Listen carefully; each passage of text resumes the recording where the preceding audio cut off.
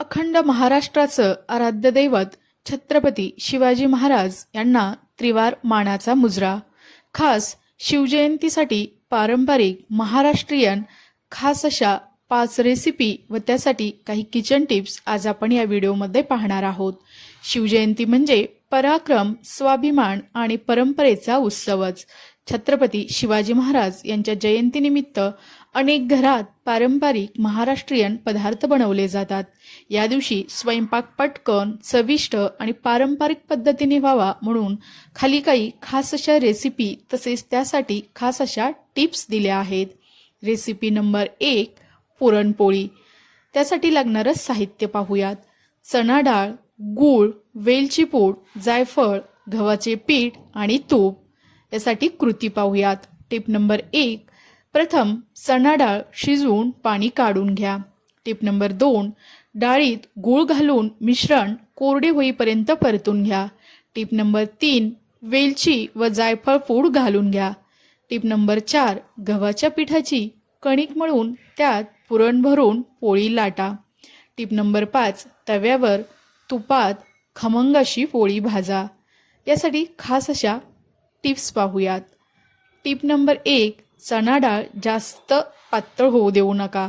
Tip number 2, पुरण गाळल्यास पोळी अधिक मऊ होते। टिप नंबर 3, कणिक मऊसर मळल्यास पोळी अजिबात तुटत नाही।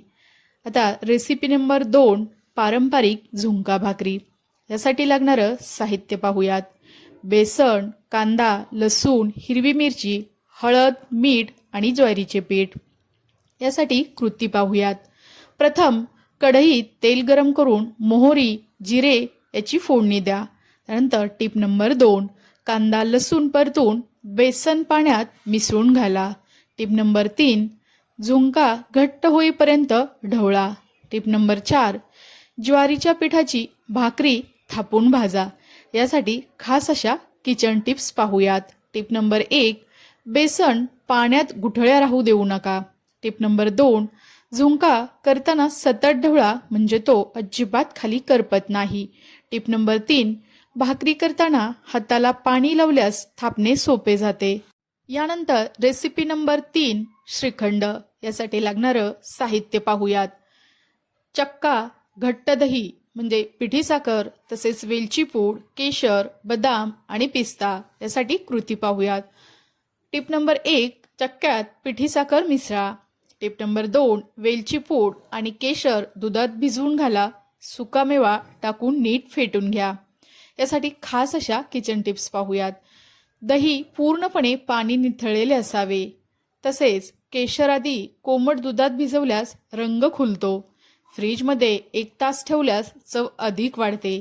यानंतर पारंपरिक अशी 4 नंबरची रेसिपी मसाले भात आज आपण पाहणार आहोत।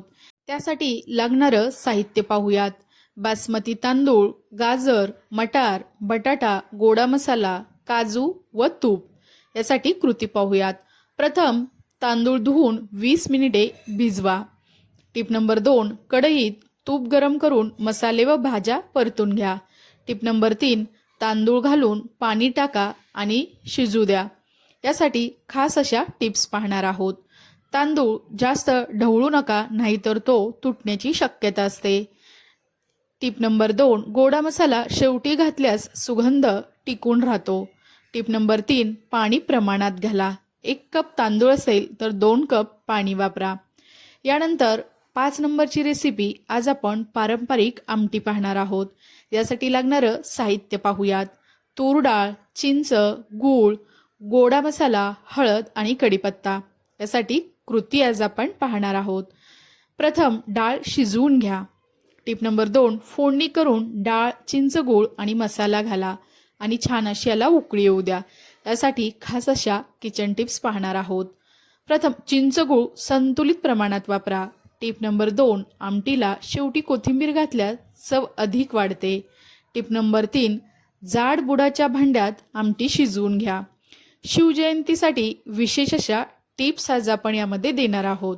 स्वयंपाक करताना स्वच्छता, संयम आणि शिस्त पाळा। टिप नंबर 2, शक्यतो घरचे मसाले व ताजे साहित्य वापरा, त्यामुळे स्वयंपाक अधिक रुचकर होतो। टिप नंबर 3, पारंपरिक पद्धतीने ताट वाढताना प्रथम देवाला नैवेद्य अर्पण करा. तसेच छत्रपती शिवाजी महाराजांच्या फोटोला सुद्धा नैवेद्य अर्पण करा. सर्वांना शिवजयंतीच्या हार्दिक शुभेच्छा. जय भवानी, जय शिवाजी. व्हिडिओ आवडल्यास दीपाच किचन या यूट्यूब चॅनेलला लाईक, शेअर आणि सबस्क्राईब करा आणि शेजारील बेल आयकॉनवरती क्लिक सुद्धा करा, कारण तुम्हाला अशाच नवनवीन रेसिपी टिप्स पाहायला मिळतील. तसेच छान स्वादिष्ट आणि रुचकर अशा रेसिपी सुद्धा तुम्ही या चॅनेलवरती पाहू शकता. चला तर मग नंतर भेटूया अशाच एका खास अशा रेसिपी सोबत. तोपर्यंत सर्वांना धन्यवाद.